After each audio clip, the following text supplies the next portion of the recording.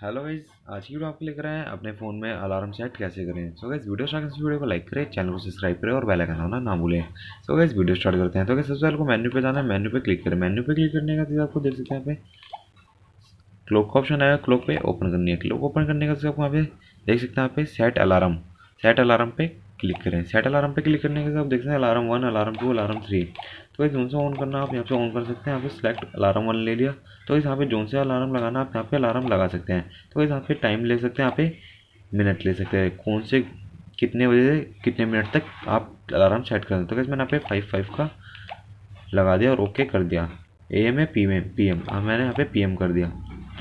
तो इस मेरा आप देख सकते हैं हमारा हमारा PM का अलार्म सेट हो चुका।